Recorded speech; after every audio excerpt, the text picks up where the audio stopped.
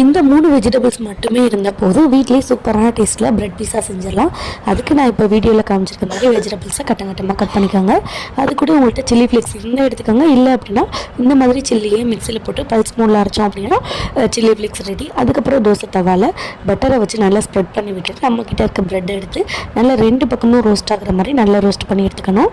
Video continue பண்ணுறதுக்கு முன்னாடி நீங்கள் இப்போ தான் என்னோட சேனல் ஃபஸ்ட் டைம் பார்க்குறீங்கன்னா கண்டிப்பாக சப்ஸ்கிரைப் பண்ணிக்கோங்க. அதுக்கப்புறம் நம்மக்கிட்ட பீஸா சாஸ் இல்லைனா டொமேட்டோ கெச்சப் ரெண்டில் எது இருந்தாலும் சரி அதை எடுத்து இந்த ப்ரெட்டு ஃபுல்லாக நல்லா ஸ்ப்ரெட் ஆகிற மாதிரி ஈவனாக ஸ்ப்ரெட் பண்ணி விட்டுருங்க. இதுக்கு மேலே நம்ம கட் பண்ணி வச்சுருக்க காய்கறியை எடுத்து அங்கங்கே ஒன்று ஒன்றா நான் வீடியோவில் காட்டுற மாதிரி நீங்களும் வைங்க.